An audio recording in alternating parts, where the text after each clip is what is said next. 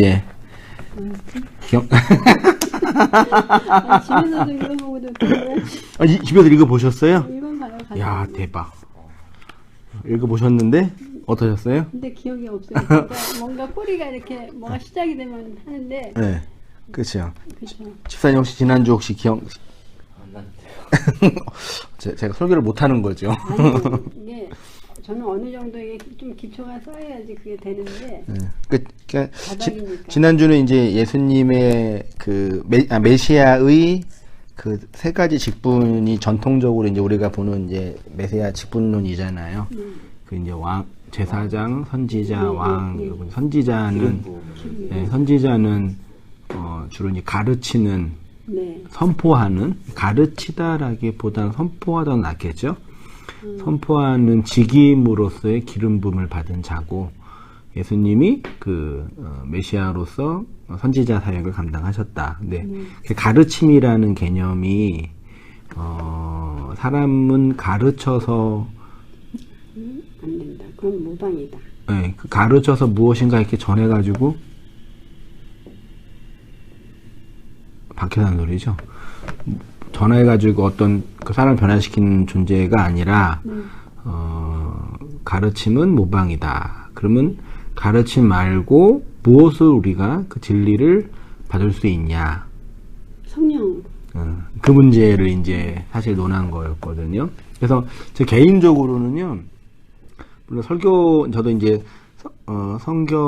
성경이라는 텍스트를 이제 읽고 연구하고 이제 논리를 가지고 전하는 그 일을 하는 거잖아요. 그래서 그 일을 할 때 이제 나름대로 이번에는 설교 내용이나 진술이나 논리나 내용이 나쁘진 않았다. 그럴 때도 있었고, 또 이번 주는 완전 그냥 뭐 꽝이네, 완전히 그냥 죽 썼네, 그럴 때도 있는데, 지난주는 저 개인적으로는 뭐 되게 중요한 얘기를 잘 전했다라는 생각이 들었거든요. 근데 의외로 이제 그 안에 있는 내용에 대한 어떤 그 진이라 그럴까, 설교자의 의도라 그럴까, 그런 부분은 또 충분히 이해 못 하시는 분들도 있는데, 그러니까 가르쳐서는 안 된다. 그쵸? 그건 다 동의하시죠? 그러면 뭘로 되냐? 이 문제였죠. 집사님, 성령님이 함께 하시는. 영으로 된다. 네. 진리로. 진리의 영. 그러니까 밖에서 어떤 이렇게 가르쳐서 막 지식과 율법을 막 전해서 어떤 틀에 집어넣어서 하는 게 그 모방이죠. 그게 아니라 영으로 된다. 그런 취지였고, 집사님은 진리로 된다. 그러니까 우리가 진리되는 건 내가 노력하고 애써서 되는 영역이 아니라 되어지는 거고, 밖에서 여겨져 주시는 거잖아요. 그러니까 내가 진리다라고 주장하기 이전에 밖에서 어떤 절대자에 의해서 나를 그 진리로, 그 영으로 여겨주시는 하나님의 인치심에 관한 이야기가 먼저 이게 전제돼야 되는 거죠. 그래서 가르침이라는 그 어떤 방식이라는 틀을 사용하지만 본질은 그 하나님의 마음이 전수되는 방식으로 우리가 진리로 여겨지고 진리가 되어진다라는 측면이었죠. 네. 근데 제가 그 말씀을 집에서 읽으면서, 그러니까 많은 사람들이 스스로가 굉장히 믿음이 좋다고 생각하잖아요. 열심히 몸으로 뛰면서. 근데 그 사람들의 결론은 그냥 그 율법에 머물러서 율법에 머무르는 게 모방인 것 같아요. 그렇죠. 거룩 만족하고. 실제는 그게 아니고 이제 우리가 진리를, 그러니까 하나님이 나를 도우셔서 진리가 되어야 되는 건데, 그러니까 그 사람들은 하나님을 자기들이 도와서 하나님을 만들고 자기들이 열심히 하나님을 돕느라고 율법을 행하는 것 같아요. 그렇죠. 하나님이 나를 섬겨주셔야, 네. 그렇죠. 내가 그 하나님이 원하는 의도로 세워지고 가고 인도되어진다라는 측면인 거죠. 그동안 우리 전통 기독교인들의 측면에서는 뭐 여러 분파가 있지만 그 가르침이라는 어떤 그런 주제를 되게 이제 오해하고 왜곡하고 있는 거죠. 실제로 뭐 가르치지도 않잖아요. 어떤 의미에서는. 가르친다고는 하는데 그게 정말 정말 성경이 아니라 그냥 자기 생각을 성경인 것처럼 붙여놓고 그러니까 논리는 가르침이라는 모방을 그게 필요한데 그거를 뛰어넘는 하나님이 나를 그 진리로 여겨주시는 여겨주심 혹은 되어짐의 영역이다라고 이제 논의를 한 거죠. 설교를 한 거죠.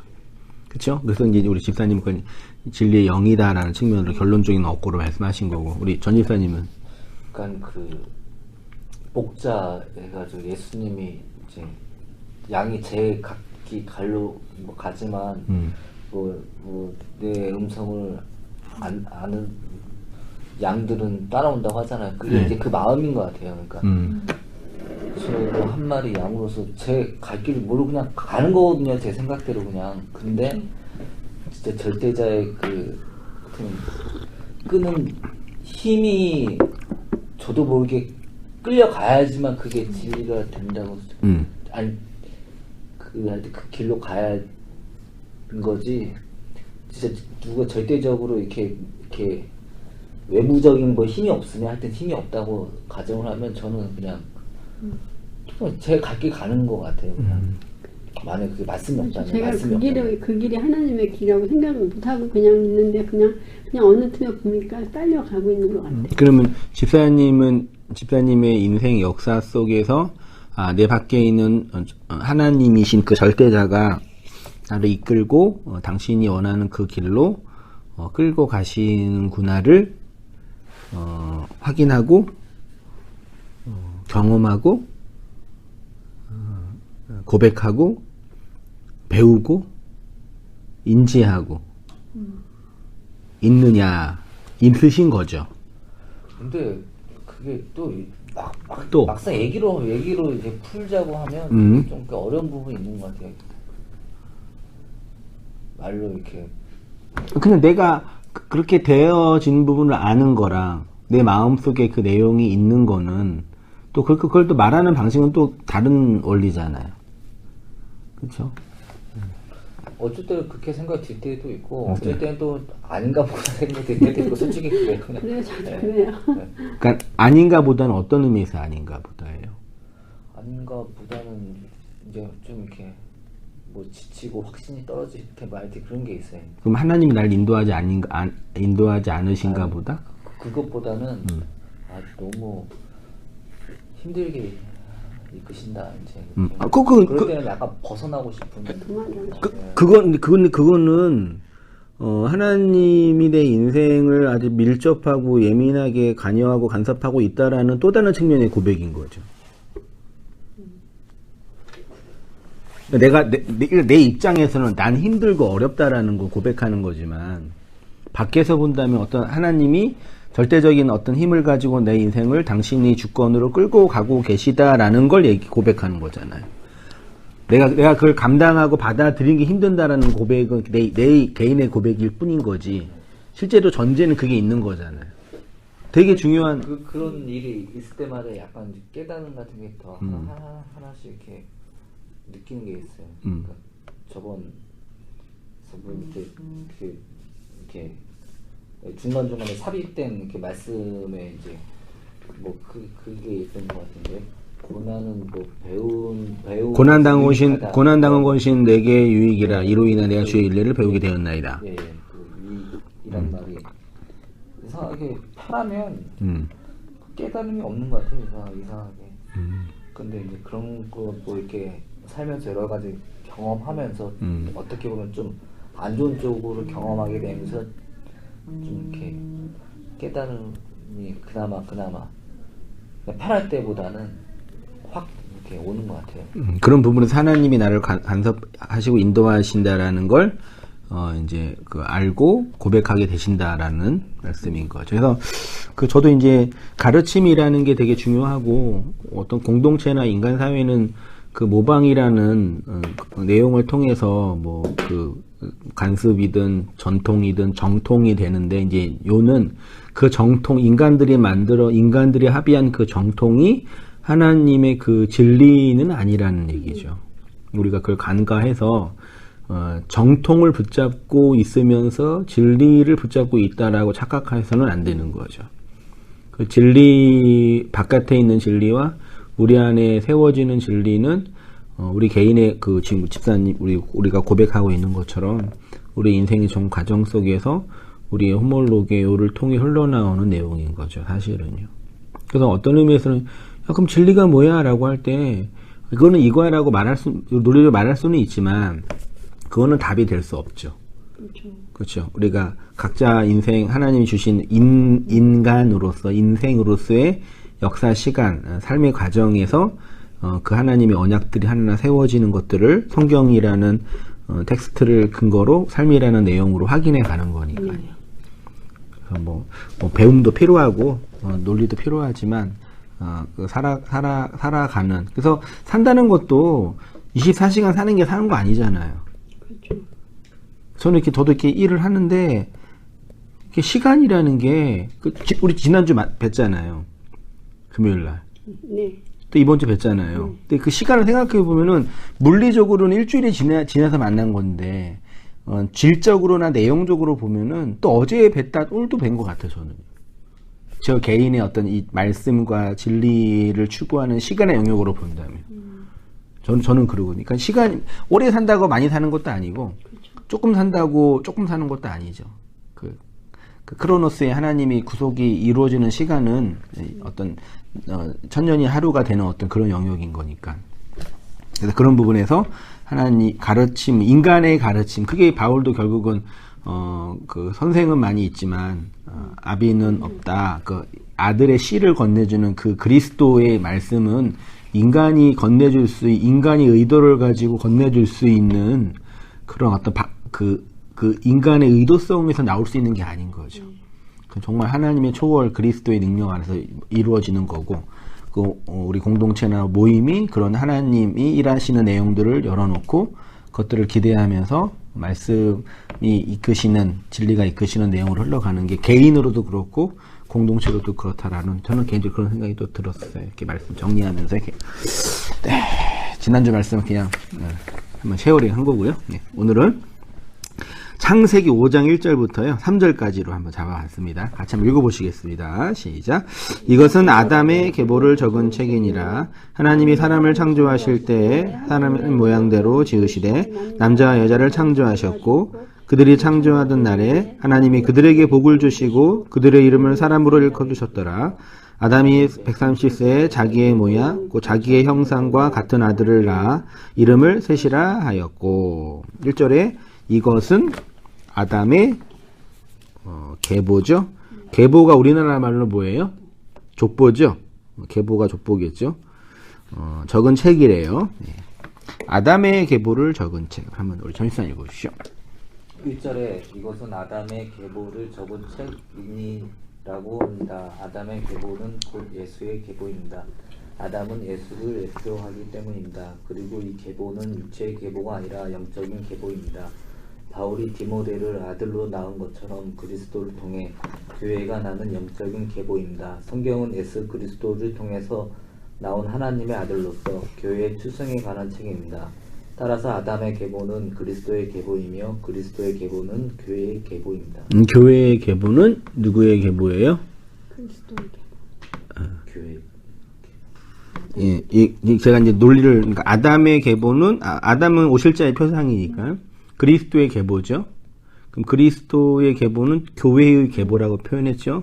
그럼 그 교회의 계보는 결국 누구의 계보예요? 예, 그렇죠. 예. 우리가 어르신 옛날에 너 족보 어떻게 물어봤잖아요. 예, 너 뭐 어느 족보냐 그러잖아요. 어느 뭐 파냐 뭐 그러잖아요. 예, 어디 계시 무슨 파냐 그러죠. 그 족보죠. 그래서 그 사람의 혈통에 관한 이야기를 하는 건데 이제 영적으로 보자 얘기죠. 성경의 족보는 그리스도의 족보죠. 그리스도는 교회의 머리니까 몸된 교회들의 족보 이야기인 거고, 그 족보 안에 누구의 이름이, 예, 우리의 이름이 역사 속에 하나님이 불러주는 그 쉔이라는 하나님의 이름이 기록되어 있는 책인 거죠. 그렇죠. 그러니까 단지 이거는 5장 1절은 아담의 그 족보 있잖아요. 아담이 셋이 에노스가 게난이 마할랄렐이 무드셀란가 아무튼 쭉 나와서 10대 가잖아요. 그 육체적인 물리적인 계보 안에 우리 교회 그리스도의 머리로 모여진 교회의 계보들이 내포되어 있는 거고, 우리는 성경을 통해서 우리가 그렇게 하나님의 그리스도의 계보로 이어지고 있는 그 교회라는 영적인 존재라는 걸 확인하게 되는 거죠. 자, 하나님의 톨레도트 한번 읽어주십시오, 집사님. 계보란 단어가 톨레도트입니다. 얄라두라는 동사에서 왔습니다. 얄라두는 낳다, 생기게 하다, 산고를 겪다, 진통하다입니다. 사람을 낳는 그 역사를 기록한 것이 계보 족보입니다. 아담의 계보, 그러니까 그리스도의 계보는 그리스도가 교회를 낳는 내용을 기록한 책입니다. 성경에 기록된 족보 이야기는 결국 그리스도가 그의 교회를 출산하는 구원의 역사를 기록한 내용입니다. 성경은 이렇게 그리스도가 그의 교회를 낳는 역사를 기록한 책입니다. 하나님의 구속사, 야곱의 꿈속에 이러한 교회가 출생되는 이야기가 있습니다. 그래서 이제 성경은 그리스도가 그의 교회를 출산하고 구원시키는 이야기 쭉 나와 있겠죠. 야곱의 이야기 속에 하나 한번 제가 넣어봤어요. 창세기 28장 10절 제가 볼게요. 야곱이 부엘세바에서 떠나 하란으로 향하여 가더니 한 곳에 이르러는 해가 진지라. 거기서 유숙하려고 그곳에 한 돌을 가져다가 베개로 삼고 거기 누워 자더니 꿈에 본즉 사닥다리가 땅 위에 서 있는데 그 꼭대기가 하늘에 닿았고 또 본즉 하나님의 사자들이 그 위에서 오르락 내리락 하고. 16절이요. 야곱이 잠이 깨어 이르되 여호와께서 과연 여기 계시거늘 내가 알지 못하였도다. 이에 두려워하여 이르되 두렵도다 이곳이여 이것은 다름 아닌 하나님의 집이요 하늘의 문이로다 하고. 야곱이 아침에 일찍 일어나 베개로 삼았던 돌을 가져다가 기둥으로 세우고 그 위에 기름을 붓고 그곳 이름을 베델이라 하였더라. 이 성의 옛 이름은 루스더라. 야곱이 서운하여 이르되 하나님이 나와 함께 계셔서 내가 가는 이 길에서 나를 지키시고 먹을 떡과 입을 옷을 주시어 내가 평안히 아버지 집으로 돌아가게 하시면 여호와께서 나의 하나님이 되실 것이요 내가 기둥으로 세운 이 돌이 하나님의 집이 될 것이요 하나님께서 내게 주신 모든 것에서 10분의 1을 내가 반드시 하나님께 드리겠나이다 하였더라. 이 야곱이 이제 집을 도망쳐 나와서 바단 아람으로 가기 직전에 밤에 자다가 꿈꾼 얘기잖아요. 이게 결국은 누구의 이야기인 거죠? 쭉 읽으면서 결국 우리가 돌아갈 곳이 어디예요? 아버지의 집이죠. 하나님에게서 나와서 세상이라는 이 곳에서 여행을 하다가 다시 아버지의 집으로 돌아가는 것이 성도의 이야기인 거잖아요. 그 이야기 안에 등등이 있는데 되게 하나님의 집 베델 있죠. 한번 이거 집사님 읽으시죠. 한 집사님. 밤에 잠을 자는데 야곱이 꿈을 꿉니다. 꿈에서 사닥다리를 봅니다. 사닥다리가 술람이란 단어로 찬양하다, 올라가다, 높이다란 뜻으로 하늘까지 닿는 것을 의미합니다. 그 사닥다리가 땅 위에 서 있다고 합니다. 서 있다가 나차부란 단어로 승전을 세우고 진리를 세우는 것처럼 하나님이 이 아래 세상에 당신의 것을 세워두시는 것을 표현할 때 사용된 단어입니다. 이 사닥다리의 꼭대기가 하늘까지 닿았다고 합니다. 여기 꼭대기가 롯이란 단어로 머리란 뜻입니다. 머리가 하늘까지 닿은 분이 예수님입니다. 돌베개도 결국 예수님입니다. 야곱이 예수님의 머리가 되어 잠이라는 진리의 죽음에 들어가자 꿈을 꾸는 것입니다. 잠에서 깬 야곱은 그것이 하나님의 집이고 하늘의 문이라고 고백하며 돌을 세워 기름을 붓고 베델이라고 이름하며 언약을 세우고 서원을 합니다. 예, 야곱이 예수의 머리가 되어 잠이라는 진리의 죽음에 들어가자. 고대 시대는 하나님이 계시할 때 뭘로 해주셨어요? 꿈이랑 환상이었죠. 그러니까 말씀을 하기 위한 방편으로 꿈을 꾸게 하신 거죠. 오늘날처럼 막 미래를 보는 그런 게 아니라, 그러니까 그 꿈이란 꿈 속에서 미래를 보는 예언은 그리스도를 전하는 거 아니에요. 그렇죠? 그러니까 우리도 지금 하나님의 말씀을 받는 이 그리스도를 통해서 말씀을 받는 게 꿈꾸는 거죠. 사실 환상을 보는 거죠. 근데 그 환상의 본질은 그리스도이고 땅과 하늘이 연결되는 거죠. 사닥다리로. 그게 결국 스타우로스인 거죠. 기둥인 거고. 그게 하나님의 집인 거고. 자, 땅에서 하늘로 세워진 사닥다리 제가 볼게요. 하나님이 구약 선지자들에게 계시해 주신 방법이 꿈과 환상입니다. 이 꿈 속에서 사자를 보았습니다. 사자는 말라크란 단어로 헬라어로 앙겔로스로 말씀을 전하는 자, 말씀이 된 자란 뜻입니다. 사닥다리에 하나님의 사자, 천사들이 오르락내리락 하고 있습니다. 그리고 그 사닥다리의 머리는 하늘에 닿았습니다. 머리는 교회의 머리이신 예수님을 상징하고, 따라서 사닥다리는 땅에 세워져 그 머리가 하늘에 닿은 교회를 상징한다 할 수 있겠습니다. 아담에게 시작된 그의 자녀, 즉 말라크가 하늘로 올라갔다 내려갔다 합니다. 성도는 그 반열에 들어간 자입니다. 어떻게 그 계보에 들어갔냐면 잠이라는 죽음에 들어가 돌베개라는 그리스도의 머리를 괴무로, 다시 말해 그리스도가 그의 머리가 되심으로 그 반열, 그 계보에 들어가게 된 거죠. 그래서 그 사닥다리, 그러니까 꿈에서 본 그 사닥다리 안에 말라크가 오르락 내리락 하잖아요. 그렇죠? 네. 그게 하나님의 이 땅에 아파르라는 땅에 하나님이 진리의 기둥을 세워서 그 진리의 기둥으로 말씀들을, 하나님의 언약의 교회들을 끌어당겨 하늘이 되게 하시는 하나님의 구원 사역에 대한 그 상징적 말씀인 거죠. 이게 올라갔다가 먼저 나오는데 이게 언어로 보면 내려갔다가 먼저 나온다고 하더라고요. 제가 얼핏 기억나는데 내리락 오르락이라고 하더라고요. 여기 지금 오르락 내리락이 먼저 내려야지만 이제 올라갈 수가 있는 개념으로. 그래요? 예. 그거는 제가 확인을 못했는데 본문 보면서. 저 얼핏 그냥 기억이 나.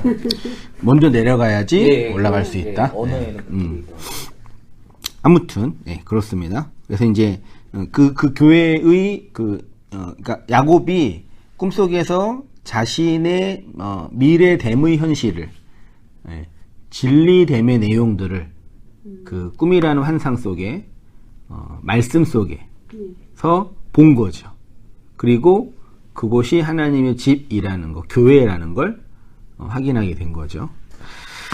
자, 잠이라는 죽음에 들어가 돌베개라는 그리스도의 머리를 괴무로, 다시 말해 그리스도가 그의 머리가 됨으로 그의 반열에 들어간 것이고, 야곱의 꿈은 그리스도의 머리 되심 안으로 들어간 교회의 영적인 상태, 교회의 내리락 오르락 내리락 하는 하나님의 말씀들. 궁극적으로는 이제 이거죠. 그러니까 땅이 하늘이 되게 하는 거잖아요.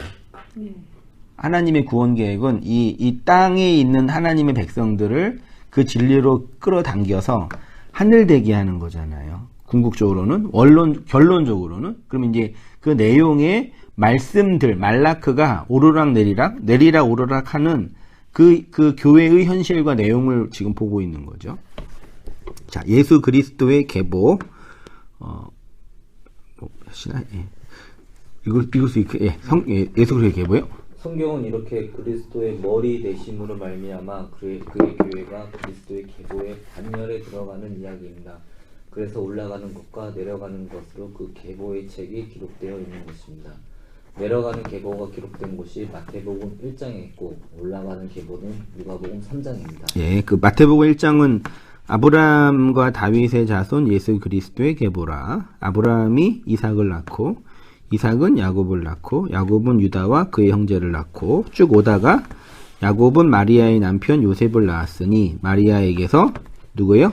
그리스도라 칭하는 예수가 그리스도라는 내용을 가지고 있는, 그리스도라는 진리가 된 예수가 낳는다 그랬죠. 예, 쭉 이제 아브라함부터 시작해요. 이제 왜 그러냐면 마태복음은 누구에게 준 서신이에요? 복음서예요?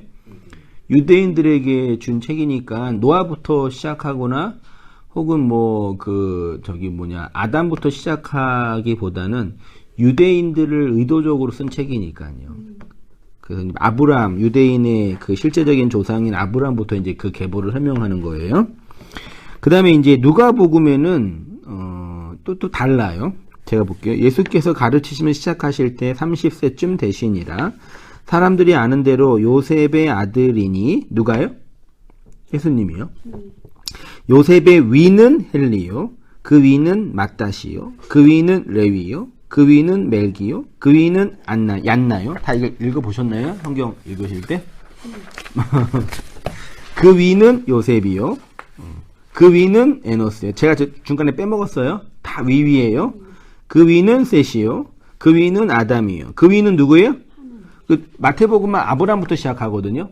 근데 누가복음은 예수의 육체의 아버지 요셉부터 시작해가지고 쭉 올라가서 어디까지인가요? 하나님께로 가요. 그러니까 누가복음은 전 인류를 향한 쓴 서신이니까, 복음서니까, 그 이방을 위한 복음서니까. 사실 우리는 다 이방인이잖아요, 사실은요. 그래서 하나님으로 시작하는 거예요, 사실은요. 근데 이제, 마태복음은 나타났다 되어 있죠. 여기에서는 나타난 단어가 없죠. 올라가잖아요. 올라가고 있는 모습이에요. 자, 올라가는 계보, 13일 보시죠.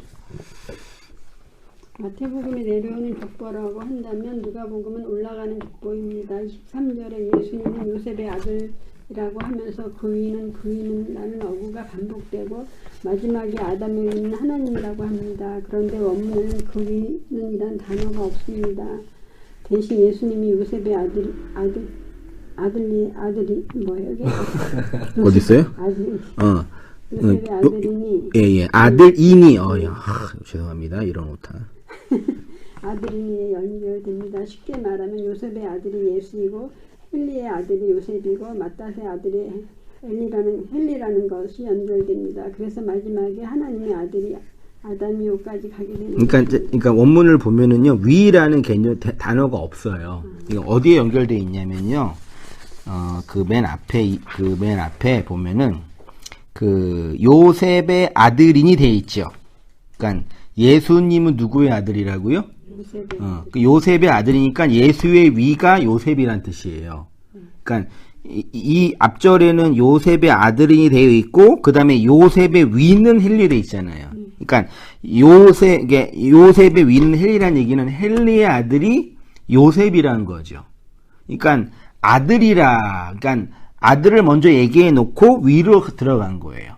그 다음에 그 사람은 또 부모의 아들이고 또 누구의 아들이고. 그러니까 마태복음은 부모의 입장에서 낳은 얘기를 하는 거죠. 근데 누가복음은 아들의 입장에서 올라가는 얘기를 하고 있는 거예요. 그러니까 나타와 아들을 된다는 건 결국 같은 거니까. 그 얘기를 하고 싶은 거예요, 제가요. 그러니까 하나님이 그의 씨를 가진 그리스도를 통해 그의 말씀 안에서 교회인 우리를 낳는 이야기. 왜냐하면 결국은 우리는 누구의 아들이에요? 누가복음의 복부에 의하면은 하나님의 아들인 거죠. 우리의 위는 영적으로 우리는 그냥 우리 육체의 부모님의 아들이지만 영적으로 보면은 하나님의 아들인 거잖아요. 그리스도는 씨를 통해서. 그 위가 하나님이라는 얘기죠. 그래서 하나님이 그의 씨를 가진 그리스도를 통해서 그 말씀 안에서 교회인 우리를 낳는 이야기가 성경의 족보. 그래서 흔히 뭐 가족이라 그래서 교회에서 형제님 자매님 하잖아요. 그게 사실 되게 중요한 상징적인 표현인 거죠. 뭐 형제라 그러든 뭐 형이라 그러든 뭐 누나라 그러든 뭐 오빠라 그러든 무슨 의미가 있겠어요. 요즘에 이제 교회가 이제 되게 조직화가 돼가 이제 집사님, 뭐 권사님, 성도님 뭐 그렇게 하는데 근데 그런 의미에서는 다 동일한 가족이잖아요. 동일한 한 가족이라는 것 전제는 뭐가 같아야 돼요? 씨가 같아요. 하나님의 씨인 그리스도를 통해 낳은 아들들. 그러니까 씨가 같아요. 성격이나 어떤 그 사람의 성품이 다른 거랑 말고 그 영의 그 씨.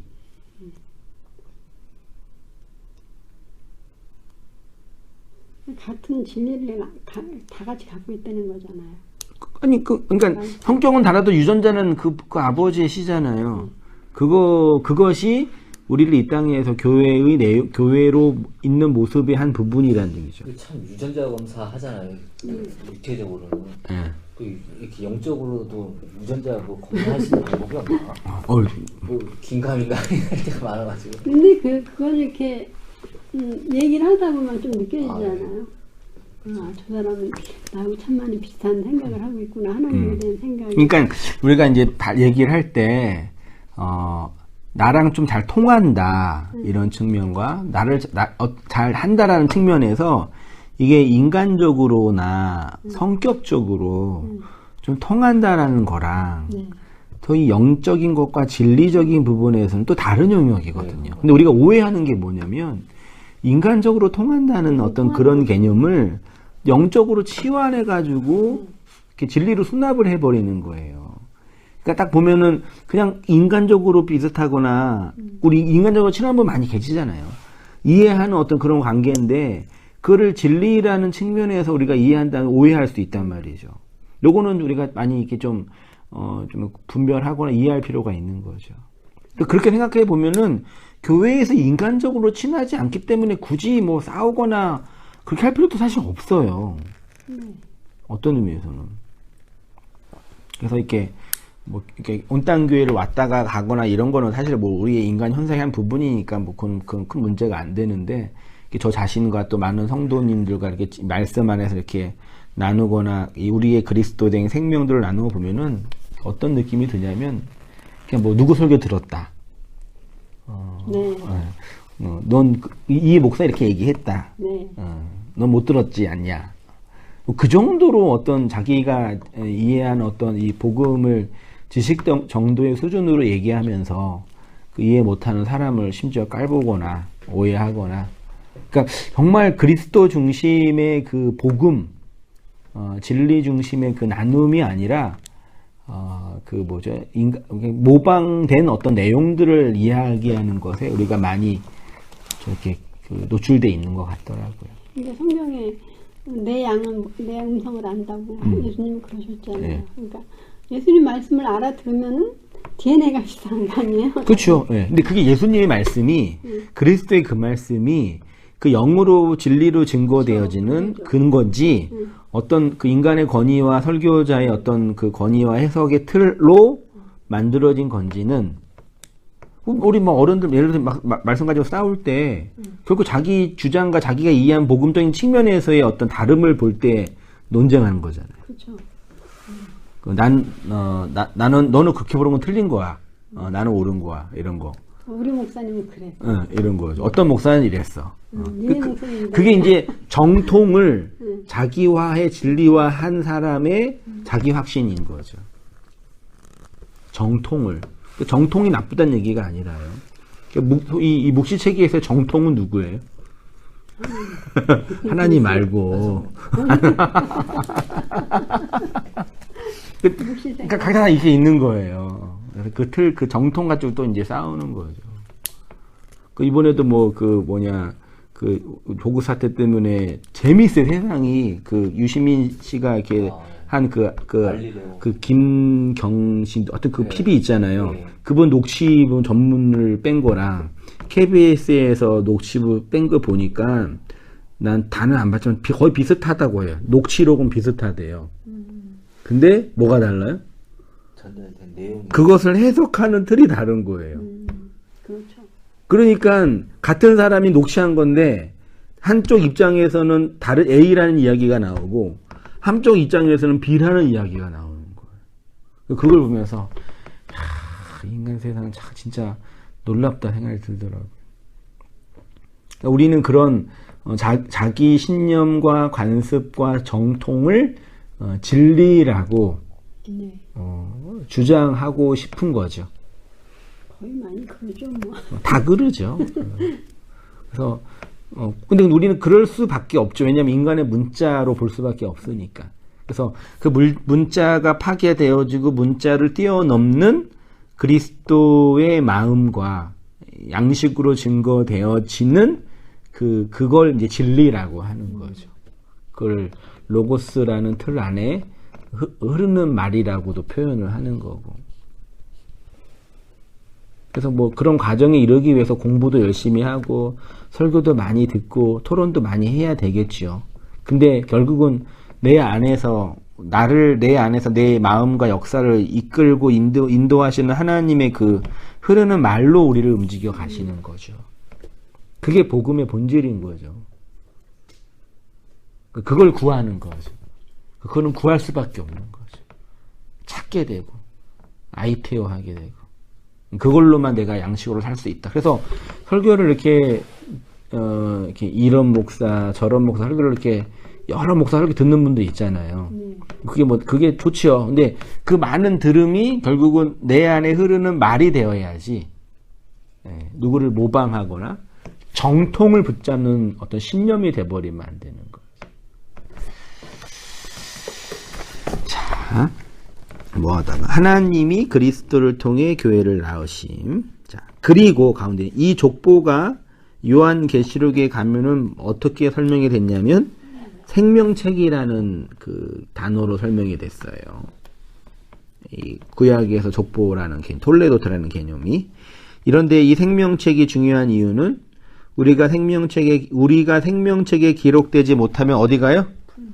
여기 요한계시록 20장 15절에 의하면 누구든지 생명책에 기록되지 못한 자는 어디에요?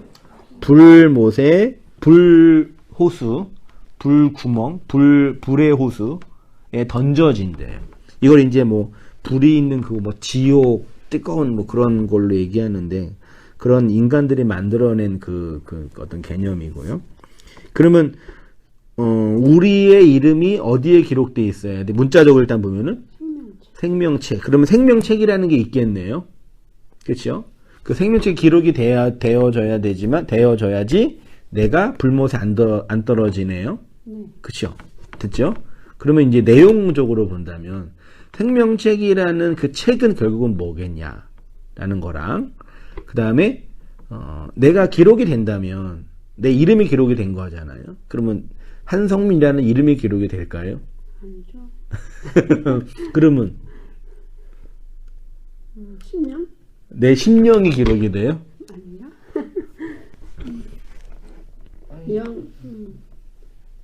성경 그 얘기가 이제 자기 얘기가 되면 이제 그렇죠. 성경이 내 거가 그게 바로 내 얘기야. 그렇죠. 우리가 내는 결론은 그거죠. 근데 여전히 이 문자를 보면서 이제 내 이름이 하나님의 그 옥황상제가 책을 펴고 이제 막 이름 있나 확인하고 너 이름 없어? 지옥. 있네 전국. 없네 이렇게 대부분 다 이해하잖아요. 저도 이제 보면서 고민했던 게 그럼 내 이름이 생명책에 기록이 돼야 된다고 하는데 그러면 한글로 기록이 돼야 될까? 히브리어로 기록이 내 이름 히브리어로 못 쓰는데 어떡하지? 헬라어로 써야 될까? 말이 안 되잖아요. 그런 물리적으로 보면은 이거를요. 그러니까 우리 집사님이 정리하신 것처럼 우리의 인생이라는 생명책 걸어 다니는 말씀, 생명의 책들로 되어야지 그게 불못에서 나오는 내용인 거죠. 생명들인 거죠. 생명책에 기록된다라는 것은 누구에게 차례시죠? 집사님 읽어주실게요. 여기서 말하는 생명책은 문자가 기록된 책이 아닙니다.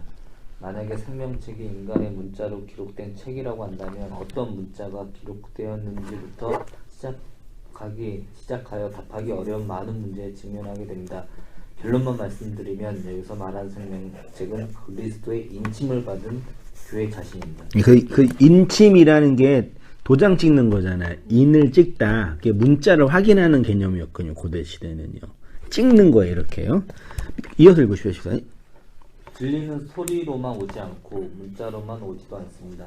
뜻이 담겨진 소리는 문자로 기록되어 의미로 남는 것입니다. 이 역사 속에 하나님의 소리를 담고 오신 분이 예수 그리스도이고 예수 그리스도는 우리에게 하나님의 소리를 전달해 주셨습니다. 그런데 그 소리를 어떻게 전달해 주셨냐면 육체로 살고 있는 우리에게 하나님의 문자를 새기심으로 진리를 전달해 주신 것입니다. 그것은 하나님의 말씀을 새긴다라고 합니다. 그래서 이제 자 보세요. 예수님 그러니까 진리를 전하기 위해서는 반드시 전제되는 게 소리가 있어야 되죠. 그 소리를 기호로 기록 정리한 것이 문자예요. 그러니까 문자에는 아무런 의미가 사실 없어요. 그렇죠? 이거 우리가 히읗이라고 정의한 그게 히읗이 된 거는 세종대왕과 집현전 학자들이 이렇게 정했기 때문에 된 거지. 아무런 의미가 그 자체는 없다고요. 그러니까 뭐가 의미가 밖에서 그 의미는 밖에서 부어져야지 되는 거죠. 그 나라는 존재도 육체를 가지고 있는 나라는 존재도 이렇게 있지만 그건 아무것도 아닌 거죠. 누군가가 나를 목사님, 아버지 이렇게 의미를 정해줘야지 내가 그 의미가 되는 거잖아요. 그러니까 예수님이 이 땅에 소리와 문자로 오셔서 내 밖에 오셔서 나에게 오셔서 나를 그 소리와 문자를 통해 하나님의 그 의미를 넣어준 거예요. 그래서 내가 진리가 됐다는 얘기는 말씀 진리들이 됐다는 얘기는 내가 이제 깨달았어, 내가 이해했어가 되는 게 아니라 밖에서 나를 인정해 줘야 되는 거, 여겨줘야 되는 거죠. 그래야지 의미가 되는 거지. 그래서 너의 의미는 내가 정하는 게 아니라 누가 정해주는 거예요. 너가 정해주는 거예요. 그러니까 제가 목사가 될 수 있는 유일한 길은 생각해 보세요. 한국에서 목사가 될 수 있는 목사라는 타이틀을 얻기 위해서는 대학교 나오고 신학교 나와서 어느 교단에서 목사 안수를 받아야 목사라는 타이틀이 주어지잖아요. 그건 진짜 목사가 아니죠.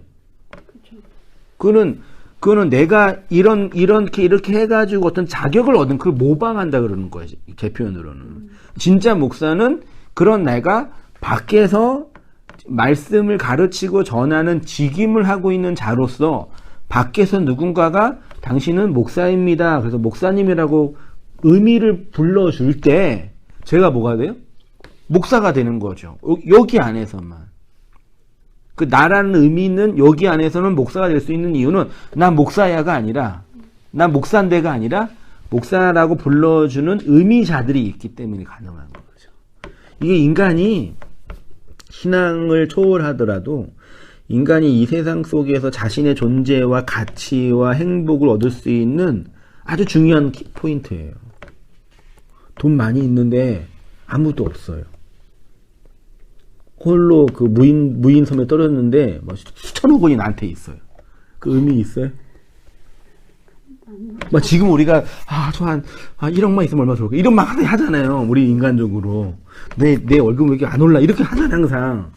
항상 그 돈 때문에 자본 때문에 항상 고민하잖아요. 많이 있으면 좋겠다 그런 꿈도 꾸잖아요. 근데 정말 있는데 우리가 저기 무인도 혼자 있어요. 그 의미 없잖아요. 아무 소용이 없는 거죠. 네, 돈도 그러는데 나라는 존재는 오직 하겠어요? 그래서 이 땅에서 우리가 뭐 소위 말해 행복이라는 가치, 어떤 진리라는 가치를 얻는 것도 결국은 밖에서 여겨주시는 거예요. 네. 성경 공부나 말씀이라는 텍스트 보는 것도 하나님의 여기심을 확인하는 거죠. 목사님 행복해 보이신다.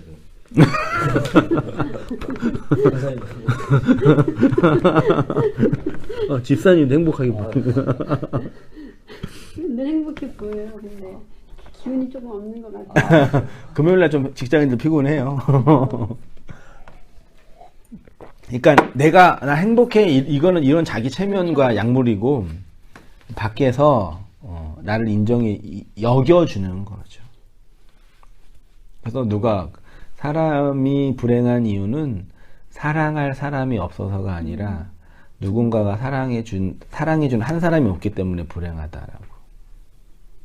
인정받지 못하는 게 불행한 거겠죠. 네. 그렇죠? 그래서 그러니까 그 인정이라는 그 가치가 이제 그 자본이든 외적인 스펙이든 등등인데 영적으로 보면은 하나님 죄인인 우리, 먼지가 없음인 우리를 그 진리로 인정해 주시는 거죠. 그 인정이 말씀의 영으로 인쳐질 때, 말씀이라는 내용이 영으로 인쳐질 때, 하나님이 나를 하나님의 그걸로 여겨주시구나. 그걸 2000년 동안 교회가 정리한 아주 아름다운 용어가 칭의라는 교리예요. 칭의요. 예. 얼마나 소중한 교리인데. 근데 어쩌다가 그런 걸 느낄 때가 있어요. 그러니까 네. 그럼 막 좀 미치고 날뛰게 좋더라고요. 그렇죠. 그러니까 역사 뭐 텍스트를 보든 성경을 보든 역사를 이렇게 묵상하든 우리가 그거 확인하려고 말씀 공부하고 주일날 모여서 정기적으로 말씀을 듣고 나누고 그러는 거죠. 그런 게 있으니까 그러니까 세상에서 잘 견뎌낼 수 있는 거고 또 이렇게 막 좌절하고 그냥 우울증이 심할 때 죽어버리고 싶어 죽어야 돼 그랬다가도 또 그래도 또 하나님이 나를 아시는데 네. 그런 것 때문에 잘 견디 하나님이 나를 아시는데 되게 네. 아름다운 표현이네. 날 여겨주시는데. 네. 그게 인침받은 성도의 호물로게오죠. 네, 그건 이제 생명의 말씀들이라고 합니다. 우리 집사님 보시죠. 하나님의 말씀이 어디에 기록되어 있는 것입니까? 우리의 육체 속에 기록됩니다. 시간과 공간 안에 있는 육체는 인생이라고 합니다. 그러니까 우리 인생이 하나님의 말씀에 기록되는 문자가 되는 것입니다. 그 문자가 생명의 말씀인 것입니다. 문자 자체는 생명이 될 수 없지만 그 문자로 영의 힘을 받아 생명이 되는 것입니다. 그래서 내 인생은 하나님의 말씀이 새겨진 캔버스가 되는 것입니다. 쉽게 말해 살아있는 말씀이 새겨진 육체 말씀이라는 것입니다. 성경이 말하는 생명책의 의미가 바로 이러한 것입니다. 이 생명책들의 역사적 시간적 기록을 족보, 계보, 톨레도트라고 하는 것입니다. 네, 그래서 생명책에서 그들을 생명책에서 지우사 의인들과 함께 기록되지 말게 하소서.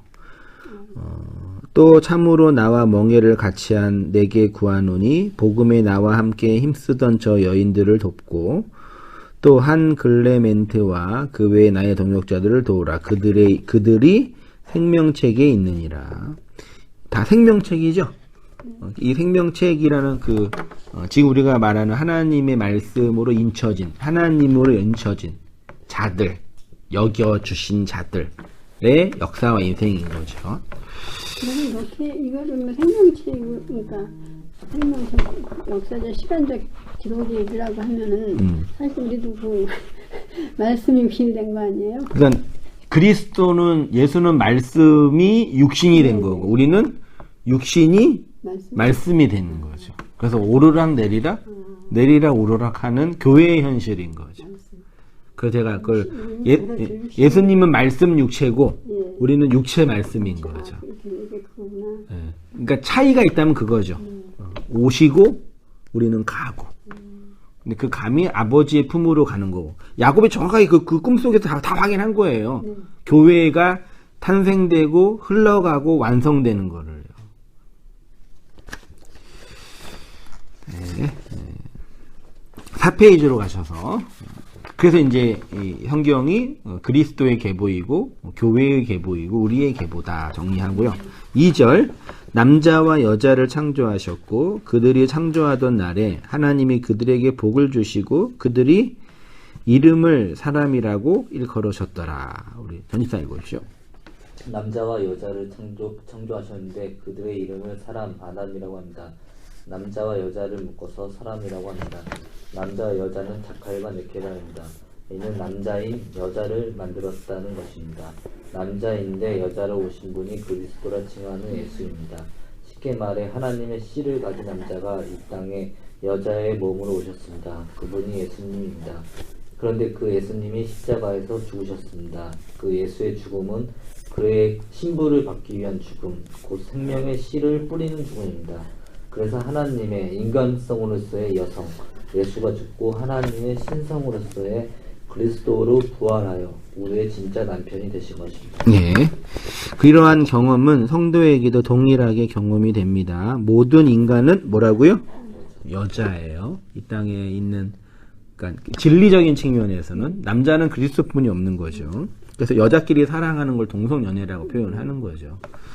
그 여자가 십자가에서 예수로 죽고 예수와 함께 죽고 부활한다는 것은 율법의 남편인 예수로 죽고 진리의 남편인 그리스도와 하나 된다는 것입니다. 그러니까 자기가 여자인데 남자처럼 살고 있는 거예요. 우리 인간들이요. 여자인데 남자처럼 살고 있는 거예요. 씨를 받아야 되는. 예. 자기가 씨를 줄 수 있다 생각하는 거죠. 근데 우리가 자기가 깨어지고 다나토스로 죽는다는 얘기가 그 남성성이 죽는 거죠, 사실은요. 내가 씨를 뿌릴 수 있는 능력이다. 남성성이 죽고 그 진짜 남편은 그리스도라는 걸 알고 그리스도께 시집가는 거죠. 그게 십자가 스타우로스 안에서의 서로 죽는 연합인 거죠. 그러니까 언약적인 측면에서 성도의 죽음을 생각하면 우리가 죽는다 할 때 막 힘들게 고생하고 막 이 땅에서 눈물 이런 차원이 아니라 내가 어떤 존재였고 어떤 존재가 되는지를 확인하는 거죠. 아, 내가 여자구나. 남편이 필요한 여자인데 남자처럼 살았네? 그게 좀 쉽게 가볍게 말하면 내가 인간인데 스스로가 신이라고. 그렇죠. 그 얘기죠. 예. 하나님 자리에서 선악 판단의 주의체로 그렇게 선악으로 세상을 살았네? 그러면 난 생명 없는 거네. 그렇죠. 난 죽은 거구나. 그게 다나토스인 거죠. 근데 사람들은 자기가 신처럼 막 살면서 예수님을 부려먹으려고 그러잖아요. 자기. 그렇죠. 예. 예수님 어떻게든지 이렇게 해먹으려고 그러는 거죠. 그걸 죽는다고 표현한 거죠. 그것을 아들을 낳는다라고 하는 것입니다. 교회가 하나님의 아들이면서 또한 그래서 이제 남자와 여자를 창조하셨고 그가 그 아들을 낳았는데 그 아들이 뭐라고요? 셋인 거죠. 그날 복을 주심. 집사님 보시죠. 집사님. 저희도 네. 이렇게 남자와 여자를 창조하시고 무엇을 주셨냐면 그 창조의 날 십자가에서 죽는 날 바라크를 주셨습니다. 바라크는 무릎을 꿇다 찬양하다라는 뜻이 있습니다. 왜 무릎을 꿇는 것이 복일까요? 예수님이 언제 무릎을 꿇으셨습니까? 십자가에서 죽기 전에 겟세마네 동산에서 무릎을 꿇고 기도를 하셨습니다.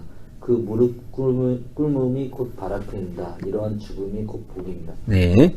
아담은 130세에 자기의 모양, 곧 자기의 형상과 같은 아들을 낳아 그 이름을 셋이라 하였고, 제가 볼게요. 모양은 로고스, 말씀이고, 형상은 첼렘으로 호몰로게오라고 할 수 있겠습니다. 다시 말해서, 하나님과 같은 말을 하게 된 것, 같은 말을 가지고 있는 것이 곧 그분의 형상인 것입니다. 로고스인 레마로 흘려주는 그 말씀으로 내가 태어나면 나는 하나님의 모양과 형상으로 태어난 것입니다. 율법이라는 모양을 통해 그리스도라는 형상을 가진 것이 구원, 태어남, 아들을 낳는 것이라고 합니다. 그래서 아담이 자기의 형상과 모양을 따라 셋을 낳았다고 하는 것입니다. 아담이 하나님의 위치에 있는 것입니다. 셋이 에노스를 낳을 때도 셋이 하나님의 위치에 있는 것입니다. 그래서 신약 서신에서 바울은 뭐라 그랬어요? 자신을 뭘 본받으란 얘기예요? 생명을 걷는. 그렇죠. 그러니까 아담이 자기의 형상과 모양을 낳아 누굴 낳았다고요? 셋을 낳았잖아요. 그러니까 여기에서의 아담은 자신의 형상과 모양을 낳은 생명을 가진 자로 상징되는 거죠. 그러면 성도가 자기의 남성성이 죽고 그리스도라는 그 씨를 받아서 생명을 담고 생명을 낳은 자가 되면 그 생명이 있는 거잖아요. 그게 하나님처럼 하나님의 자리의 어떤 신격화가 아니라 하나님의 생명을 담은 자라고 하는 거죠. 그거를 형상이라는 틀에 내용이라는 호몰로게오가 있는 거죠. 그래서 우리가 복음을 어떻게 전해요? 복음을 뭘로 전해요? 말로 전하죠. 그 말을 우리가 흔히 뭐라 그래요? 호몰로게오라고 하는 거죠. 제가 시인하다 히브리 헬라어로요. 그러니까 복음은 삶으로 전하는 게 아니죠. 그렇죠. 어떻게 같이 살지도 않는데. 진리는 삶으로 못 전해. 인격으로 전하는 것도 아니에요. 내 안에 넣어준 그 호몰로기의 그 말로 전하는 거예요. 그러니까 내가 전하는 게 아니죠. 내가 사람을 변화시키거나 가르칠 수 있는 능력이 있는 게 아니니까요. 나는 그 진리로 말하고 있는데 누군가는 셋으로 살아나는 거죠. 어떻게 해요? 내가 이렇게 누군가의 말로 셋으로 세워진 것처럼. 어떻게 이 말씀과 진리를 듣게 되셨어요? 말로 듣잖아요. 맞잖아요. 누군가 어디선가 무엇인가로부터 물론 앞에 있는 선배님들이죠. 우리 선배 인생의 선배죠. 네. 혹은 복음 전도자, 혹은 목사 등등등을 통해서 말을 했는데 그 전까지는 안 들렸는데 언제가 들리는 거죠. 이게 뭐지? 이렇게 들리는 거죠. 호몰로기어로 전하는 거예요. 그러니까 교회된 우리가 내가 전도를 열심히 해야 되겠다라는 그런 의지나 어떤 형식이 필요 없는 건 아닌데 그렇게 하게 한다고 할 수 있는 것도 아니죠. 그래서 제가 내린 결론은 우리는 각자의 길을 가는 거예요. 네. 근데 그 길은 물리적으로는 다 다른 길이겠죠. 우리 집사님은 위로 올라가시고 집사님 저 멀리 다 가시고 저절로 흩어지잖아요, 각자의 길. 근데 우리 존재의 길은 같은 길인 거죠. 길을 가는데 그 길을 가다가 나와 같은 그 시를 동일하게 경험한 자는 그 길 안에 함께 가는 거고 그 말로 아닌 자는 또 나누 헤어지고는 거죠. 중요한 건 내가 그 진리의 길을 가는 거죠. 내가 역사 안에서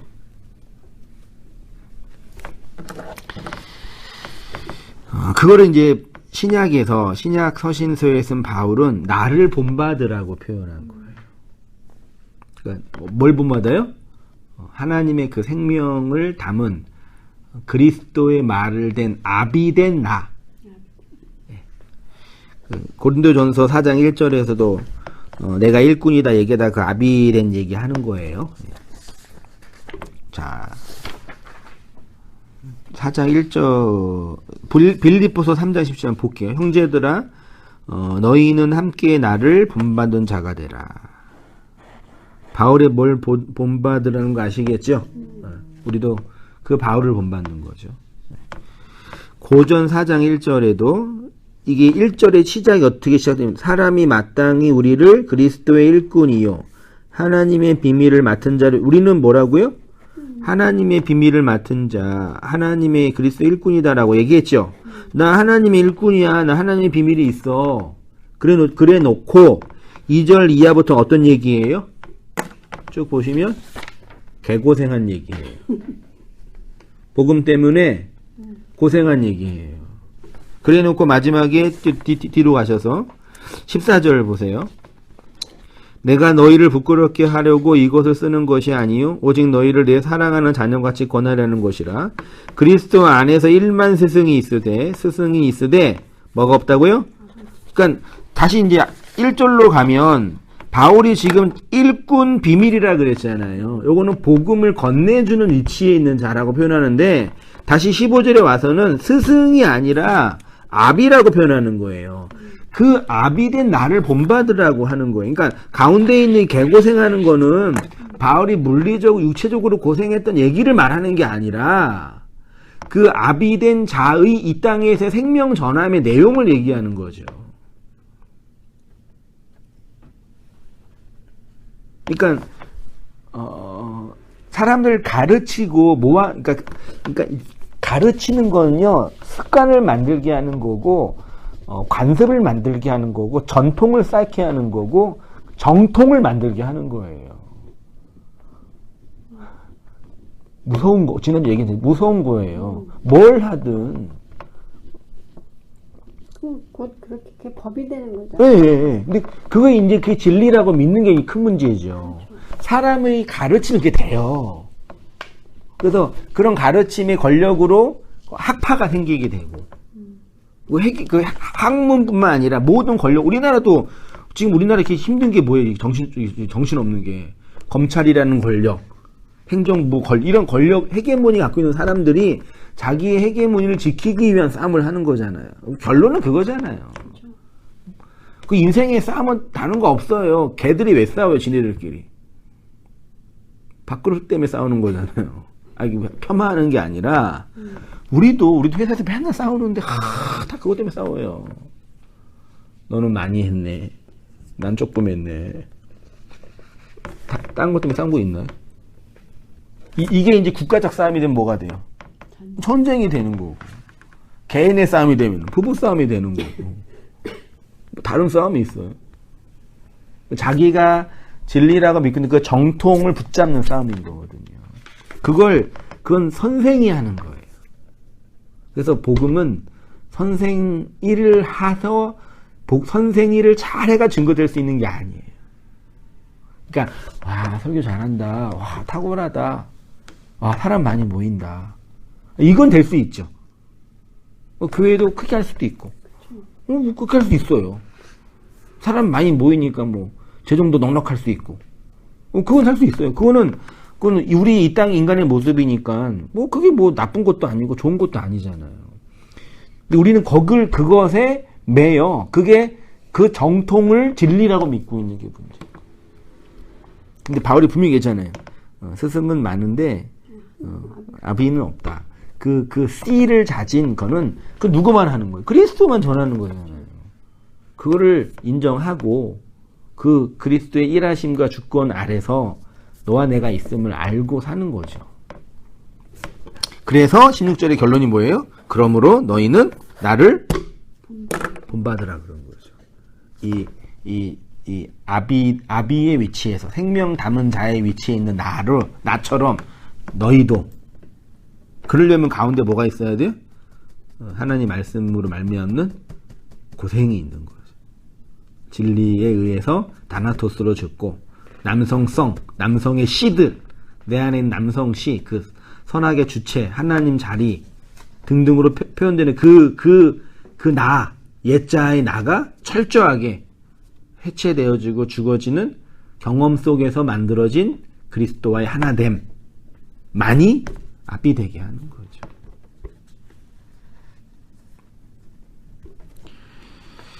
저는 전에,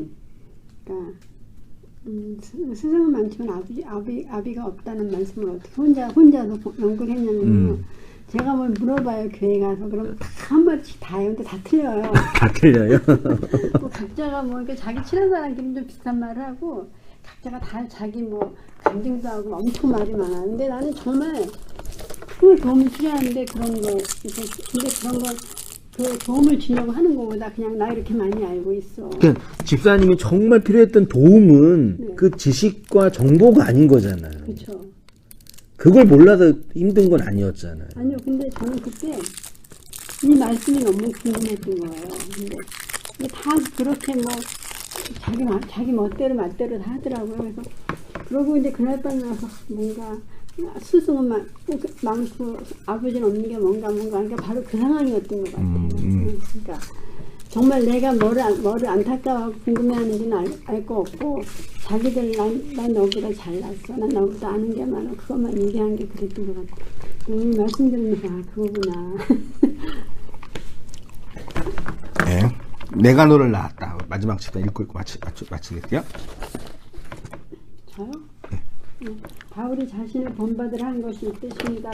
바울을 본받는다는 것은 바울의 하나님 위치, 즉 속의 말씀 호몰로게오의 말씀으로 낳는다는 것입니다. 바울이 디모데를 낳았다고 했습니다. 바울이 전한 그 복음이 아버지라고 하는 것입니다. 선생은 많이 있는데 아버지가 적다는 이유가 이 때문입니다. 선생이 많다는 것은 율법의 가르침, 사람의 교훈으로 가르치는 것, 문자를 가르치는 선생이 많이 있는데 아버지로서 아들을 낳는 것은 복음이 하는 일, 즉 복음이 아버지가 되는 것입니다. 그리스도라는 그 진리가 아버지인 것입니다. 그래서 하나님이 우리의 아버지가 되시는 것입니다. 하나님은 인간의 수고와 노력을 반하여 역사하지 않으시는 것처럼 인간의 수고와 도움 없이 일하시는 분도 아닙니다. 그러나 하나님은 당신의 사역을 당신의 백성 교회 말씀을 통해서 일하십니다. 인간이 반드시 해야지만 역사하시는 분은 아니지만 인간 안에 넣어주신 그 생명의 복음을 통해서 비밀스럽게 일하시는 분입니다. 그래서 지금도 하나님의 진리의 족보는 율법의 세상 안에서 도도히 흘러 하늘의 빛을 세우시는 것입니다. 네, 제가 썼는데 제가 써도 잘 쓴 것 같아가지고 네. 죄송한데요. 제가 한번 볼게요. 그래서 하나님이 우리의 아버지가 됩니다. 하나님은 인간의 수고와 노력을 반하여 역사하지 않으시는 것처럼 인간의 수고에 도움 없이 일하시는 분도 아닙니다. 어떤 말인지 아시겠어요? 그러나 하나님은 당신의 사역을 당신의 백성, 교회, 말씀을 통해 일하십니다. 그치요? 근데 교회 없이 일할 수 없는 분은 아니에요. 그분이 능력이 없어서 이 소중한 말씀을 우리에게 주신 분이 아니에요. 내가 반드시, 그러니까 나의 도움 없이 그분이 하나님이 아닐 수 없는 거예요. 그치요? 근데 그 하나님이 교회라는 이 역사의 내용과 과정을 통해 일하시는 거예요. 인간은 반드시 해야지만 역사하시는 분은 하나님 분은 아니지만 인간 안에 넣어주신 그 생명의 복음을 통해서 하나님은 비밀스럽게 일하시는. 그래서 내가 안 할 수, 내가 이거죠. 내가 안 하면 안 되는 건 아니에요. 그치, 안 해도 돼요. 근데 하나님은 안 해도 되지만 안 할 수 없게 만드시는 거죠. 그걸 하나님의 필연이라고 제가 표현을 하거든요. 그래서 그 진리, 그 아비의 가르침, 아비의 생명을 담은 자가 비밀스럽게 무스테리온 안에서 우리의 비밀 안에서 세워져 가는 게 교회의 현실인 거죠. 성도는 역사 안에서 고단하고 어떻게 보면 물리적으로 볼 때는 육체는 점점 약해지고 겉은 점점 망해가고 있지만 그 속에서 하나님이 하나님 일을 임주겨 가시는 그 일들을 보면서 감사하고 찬송하고 기뻐하고 기도하는 모습인 거죠. 네. 여기까지 말씀 한번 하고요. 한 줄 뭐 느낌이나 소감이나 정리하신 거나 깨달으신 거나 있으시면 그냥 하나님이 우리를 우리가 안 해도 되는데 우리를 꼭 이렇게 같이 하시게 한 게 되게 정말 감사한 것 같아요. 그렇죠. 그러니까 그냥 하나님 혼자 하시면 저희는 아무것도 모르는 채 그냥 뭐랄까 바보같이 거기 아버지 나라에 들어가는 거잖아요. 근데 이런 과정들을 통해서 하나님을 그러면서 그 떠나온 본향에 돌아간다는 게 되게 좋은 것 같아요. 그러니까 그게 정말 하나님이 인간을 되게 사랑하시는 거죠. 그렇죠. 저 같으면 그냥 이렇게 딱 갖다 놓을 것 같아요. 귀찮으니까. 근데 그거는 이제 하나님의 말씀이 밖에서 진리로 여겨주시는 성도의 그 이해되어지고 해석되어진 고백 속에서만 가능한 고백인 거지. 그렇지 않은 분들에게는 그렇죠. 멀리 계시는. 그러니까 하나님으로 인정하는 사람들, 하나님을 진짜 하나님으로 아는 사람들은 이제 어떻게 택함 받은 거예요, 애초에? 그걸 택함 받았다고 이제 성경이 표현하고 인간의 교리가 정한 거죠. 그러니까 하나님이 그 시간과 역사 전에 정하신 거라고 표현하는 거죠.